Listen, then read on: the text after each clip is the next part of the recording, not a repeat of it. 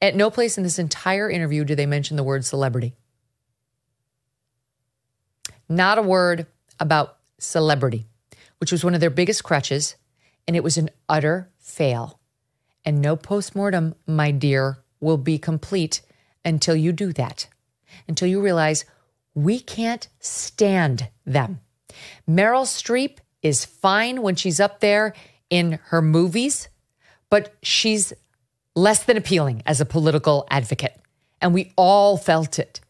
Why did you parade her out? Why do you keep parading out people like Taylor Swift, people like Julia Roberts, people like George Clooney? We don't like them, and we know that they hate us.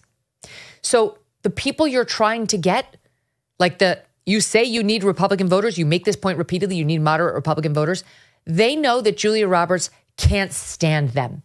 That's not your girl, okay? Julia Roberts is not your girl. You may now want to talk about bringing out sports figures who are more universally loved than celebrities, but you're missing the sin that you committed. Everybody coming together around a new way forward and finally turning the page. This is the moronic messaging idiot behind Kamala Harris. They actually convinced themselves that these phrases were going to persuade people to vote for her. A new way forward, turning the page, the freshness, the new generation of media. Okay, different generation. We hear this over and over. These two morons sat down together, Stephanie Cutter and Kamala Harris, and convinced themselves that that was a campaign message, that was a promise voters could sink their teeth into and hold on to and get themselves out on like a cold November day to vote for. She goes on, more ass covering. So in 107 days, what typically takes us a year and a half, 2 years in a presidential campaign, we were defining someone who was wholly undefined from the start.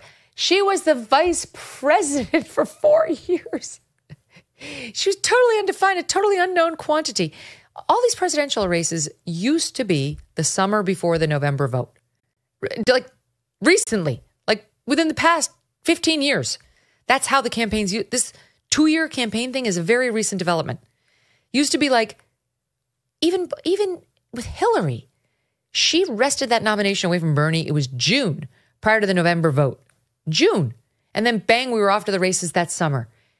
That's the time you had, Stephanie Cutter. What's so hard about coming up with a campaign message over the couple of months before the campaign and then going with it into November? She asked like nobody's ever done it before. Much less with somebody who's been a national quantity for 4 years as our vice president. Trying to remind people about the opponent, what life was like underneath him. Okay. They go on. David Plouffe. Okay. The question was, you felt the need to at least knock his numbers. Oh, okay. No, the question is, you guys disagreed with the analysis that there was a need to knock his numbers down a little bit. And David Plouffe says, of course, that's nonsense. First of all, back to where this specific question you were asking. Okay, to Stephanie about. Kamala Harris started this race, if I recall, with with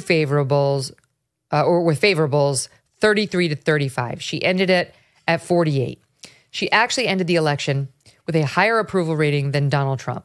I'm not sure that someone has won the presidency with a lower approval rating. I mean, wrap yourself in your little blankie as much as you want, David. Like, yeah, right. They liked her so much more than they liked him. Sure they did. That's why he won. So I think people got to know her. As they got to know her, they liked her.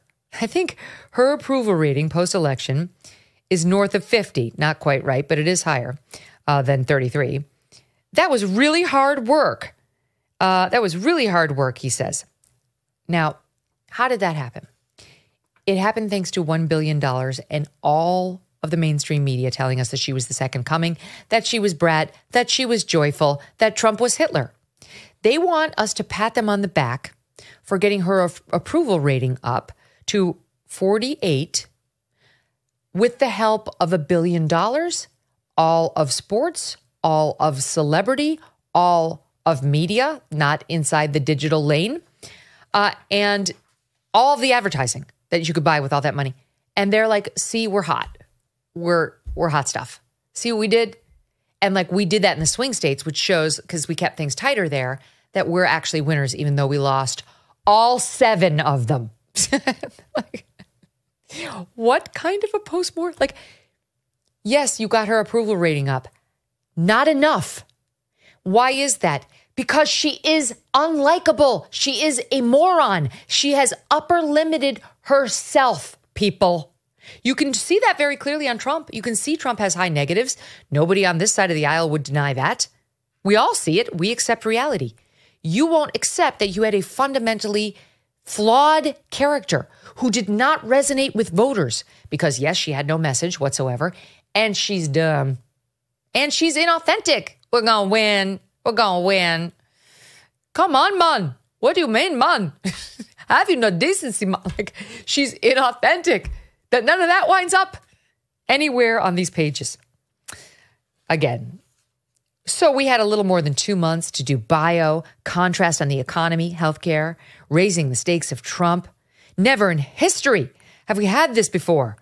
Since Grover Cleveland, we spent much more time trying to raise the stakes of a second term than re-arbitrating the first, because voters just weren't open to that. They were not open to being told that Trump had a shitty first term, which is amazing. Right, because he didn't. Because unemployment was at record lows. Minority groups were experiencing truly historically low levels of unemployment. The stock market was booming. We had opened up the oil reserves. There were no wars. New wars. We were winding down Afghanistan. It was actually a great 4 years in many, many ways. The Middle East was not a powder keg at the time. We had the Abraham Accords. Yeah, you're right. You did the right thing, not reminding people of Trump's first term. And there's a reason, quote, voters just weren't open to this. We wanted to lean into the fact that he's more unhinged, that he wants unchecked power. Project 2025 ended up being about as popular as the Ebola virus. So we did good work there. And now, of course, that son of a bitch lied about it. He's hiring everybody who authored it. No, he's not. No, he's not. We looked it up today just to see, like, who is he hired affiliated with 2025? The examples are, I think his White House spokesperson, right? Is that who it is, Deb? Who, like, who, like, offered an opening prayer or something. It's like, she was not a critical part of 2025. J.D. Vance, they cite? Oh, God, the vice president? Okay. Who is it? Who's the other one? Oh, Tom Homan. Tom Homan, the border czar guy, the guy who's going to kick everybody out of the country, the deportation guy. Yes, it was a big secret what Trump planned to do along the southern border. At last, his protestations that he wouldn't be implementing border crackdowns have been proven wrong. What? Like, Tom Homan was not some architect of 2025. Anyway, more dishonesty. Okay. La. Tried to make her a change candidate. Okay, now it's getting interesting. Jen O'Malley Dillon. I do think that we were really focused from the get-go on how she was different than everyone else, different than Joe Biden, different than Donald Trump. She was very clear that she was a new generation. Like, it wasn't just a statement. She really meant it. This is like, this inanity that we watched on Colbert was planned. That's what I'm starting, like, this whole, like, I'm not Donald Trump. Like, she's different from everyone else, different than Joe Biden, different than Donald Trump. They planned this crap. Remember this?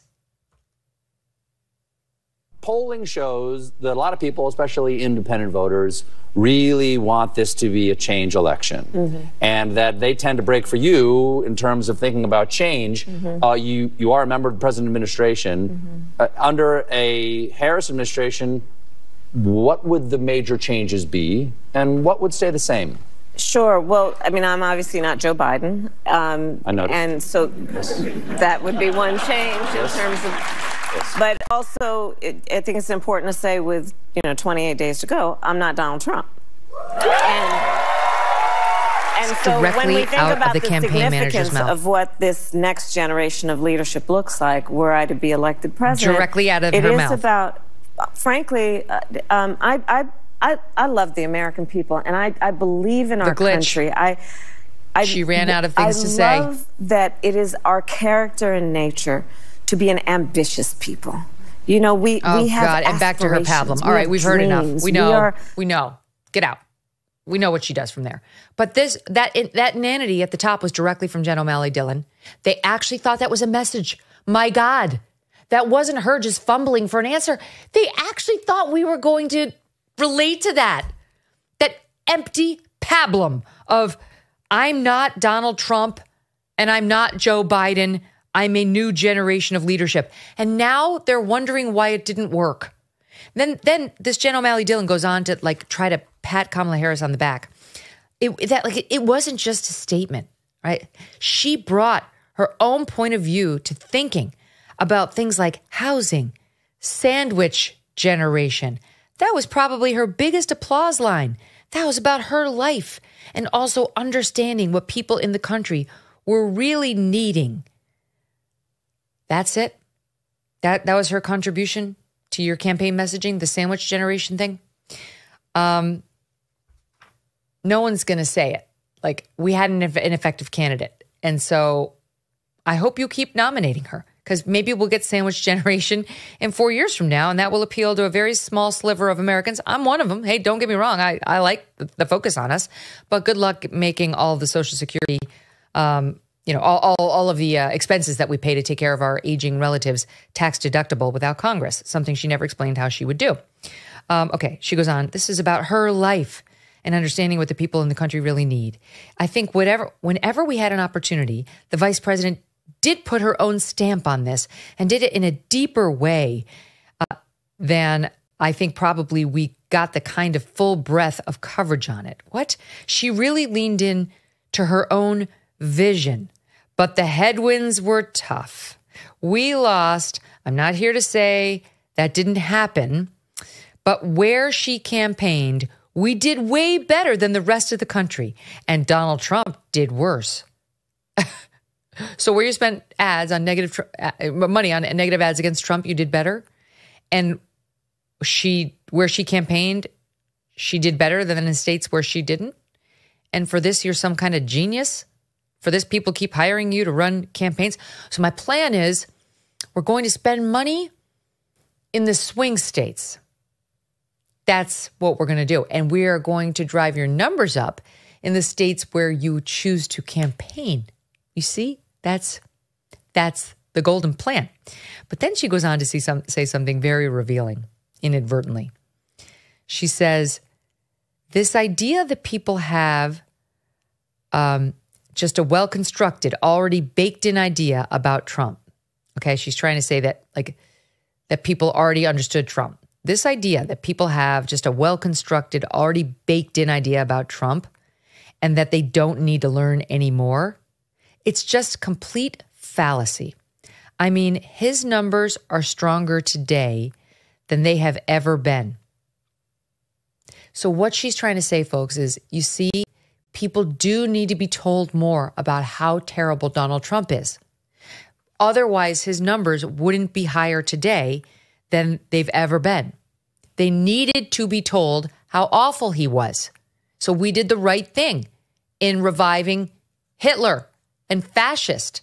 We had to do it because they needed to be told how bad he was, because today his numbers are stronger than they have ever been. She doesn't understand that no amount of messaging in the world about Trump being Hitler would have won them this race.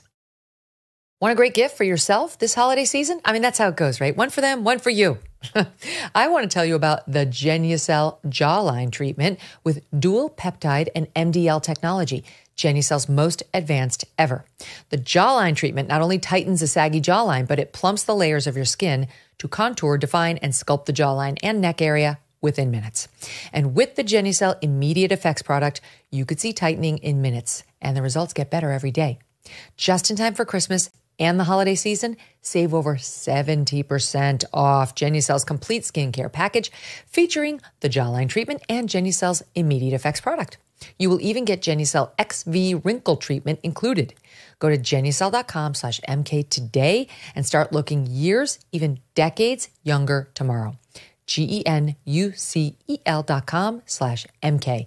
Genucel.com/MK. And as a special holiday gift, every package order includes a bonus beauty box with two skincare bestsellers. All orders automatically upgraded to free priority shipping. Genucel.com/MK. Thanks so much for watching. If you like what you just saw, hit the subscribe button for more clips and full episodes.